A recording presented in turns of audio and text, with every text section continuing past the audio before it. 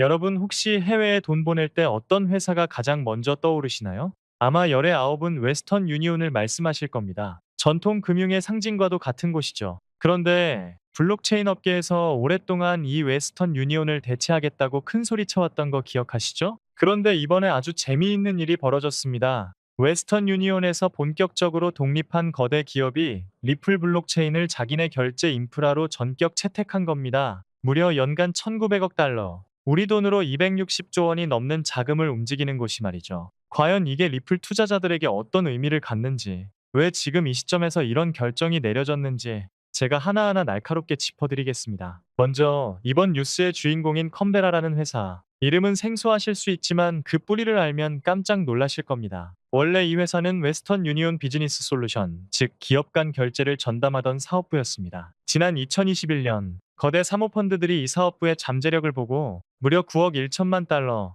1조 2천억 원이 넘는 돈을 들여서 통째로 인수를 해버렸죠. 그리고 이름을 컴베라로 바꿨습니다. 단순히 규모만 큰 게 아니라 전 세계 26, 0개가 넘는 기업 고객을 보유하고 140개 이상의 통화를 취급하는 비이비 결제 시장의 절대 강자입니다. 이런 공룡 기업이 리플의 손을 잡았다는 건 블록체인 기술이 이제 실물 경제의 심장부로 들어왔다는 가장 확실한 증거라고 볼 수 있습니다. 더 흥미로운 점은 이 결정을 내린 인물입니다. 컴베라의 수장 패트릭 고티 CEO는 사실 아마존페이를 이끌었던 전설적인 인물이죠. 아마존이 전 세계 온라인 결제 시장의 패권을 잡을 때 그 복잡한 시스템을 설계하고 완성했던 사람이 바로 이 사람입니다. 결제 생태계의 생리를 누구보다 잘 아는 베테랑이 왜 수많은 기술 중에 리플을 파트너로 낙점했을까요? 이건 단순히 유행을 따르는 게 아니라 리플의 기술이 아마존급의 대규모 거래를 처리하기에 가장 효율적이고 안정적이라는 확신이 있었기 때문입니다. 아마존 수준의 사용자 경험을 기업 결제 시장에 구현하겠다는 그들의 야심이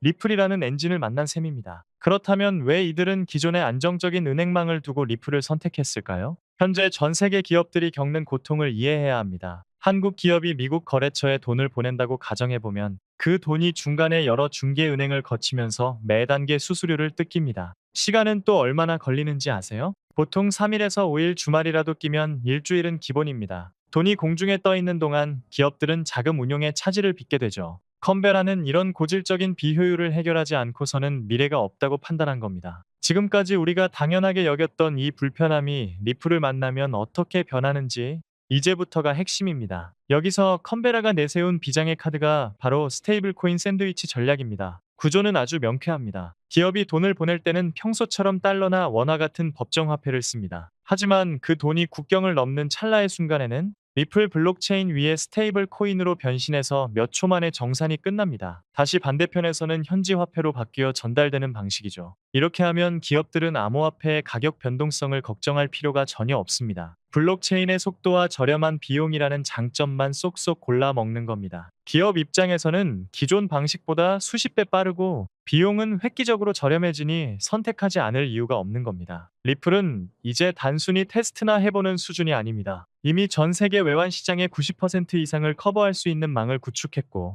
지금까지 처리한 거래액만 950억 달러를 넘어섰습니다. 여기에 연간 900억 달러를 처리하는 컴베라까지 합류하면 그 시너지는 상상을 초월할 겁니다. 브라질의 방코 제니얼이나 스위스의 아미나뱅크 같은 실제 금융기관들도 이미 리플 인프라 위에서 실시간 결제를 진행하고 있습니다. 기관급 자금이 리플이라는 고속도로 위로 대거 올라타기 시작했다는 건 리플의 유동성이 앞으로 얼마나 폭발적으로 늘어날지 짐작게 하는 대목입니다. 하지만 투자자 입장에서 가장 속타는 부분은 역시 가격이죠. 솔직히 말씀드리면 현재 차트만 봐서는 약세 신호가 뚜렷한 게 사실입니다. 반년 가까이 하락세를 면치 못하고 있으니까요. 하지만 저는 여기서 여러분께 질문을 던지고 싶습니다. 리플이라는 기술의 가치가 훼손됐나요? 아니요, 오히려 반대입니다. 미국 당국의 규제 명확성이 확보되고 있고 전 세계 거대 금융기관들이 줄지어 채택하고 있습니다. 즉, 펀더멘탈은 역대 최고치로 치솟고 있는데 가격만 바닥을 기고 있는 상황입니다. 이런 괴리가 발생했을 때가 바로 기회라는 점을 우리는 과거의 수많은 사례를 통해 이미 잘 알고 있습니다. 결론을 말씀드리겠습니다. 리플은 이제 더 이상 쓸모없는 코인이 아닙니다. 전통 금융의 공룡인 웨스턴 유니온에서 나온 컴베라가 이를 증명했고 전 세계 금융 인프라가 리플을 향해 재편되고 있습니다. 이번 달 예정된 클래리티 법안 통과 여부에 따라